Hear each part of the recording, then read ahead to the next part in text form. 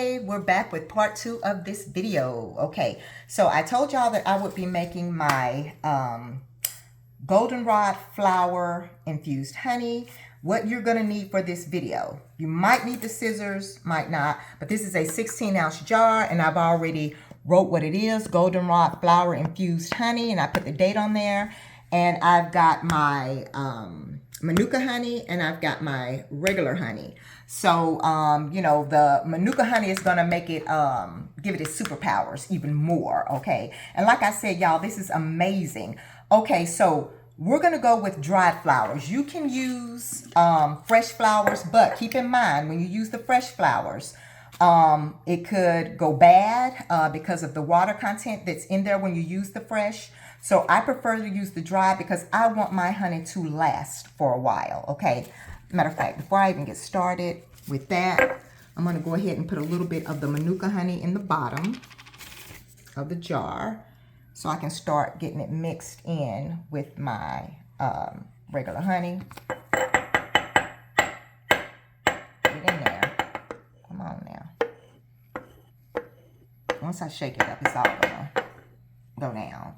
But okay, so, and what I'm going to do, I'm going to go ahead and add a little bit of the regular honey to this so I can stir it up a little bit before I add the flowers in. Just a little bit. Okay. We're going to give it a stir. I'm going to mix it together.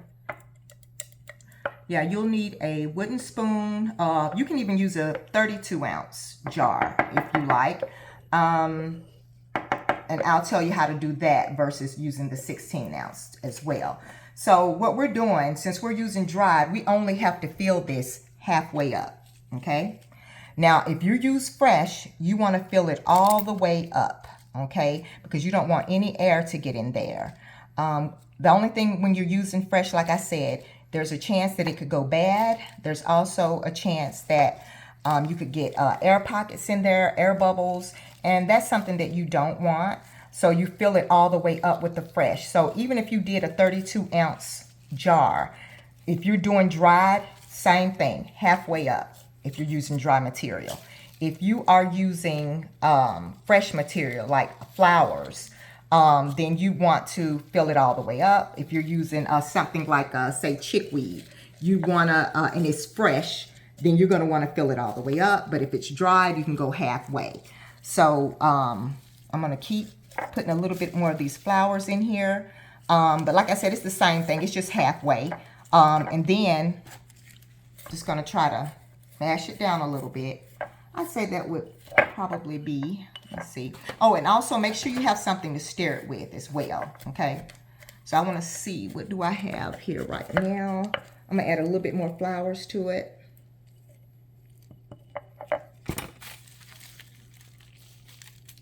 All right. And I'm going to go ahead and I'd say that is actually probably halfway. Okay, I'm okay with that. I am really okay with that because once I put this honey in here,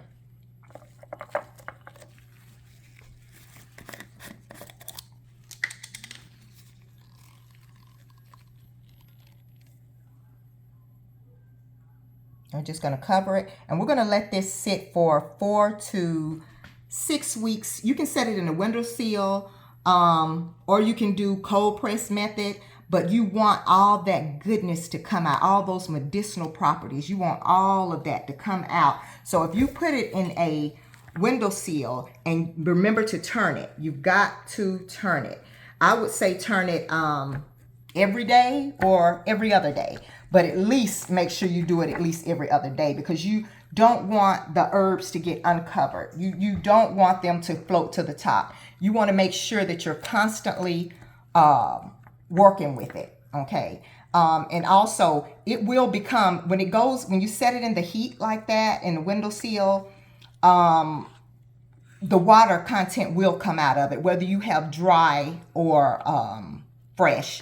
And you'll see that it won't be as thick as it is now. But I'm going to add a little more honey to it. I'm going to have to wipe all this off when I finish. Okay. I think that might do it. Okay. That should do it right there. All right, so give it another stir.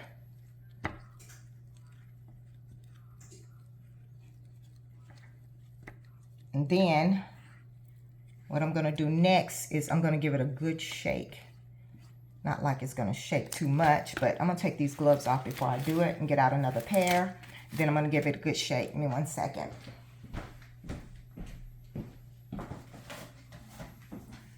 Okay. So, I'm going to give it a shake. Just 1 second. Get these gloves back on.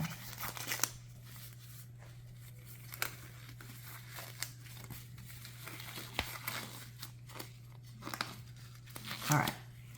All right, so get your lid. Let me wipe this off.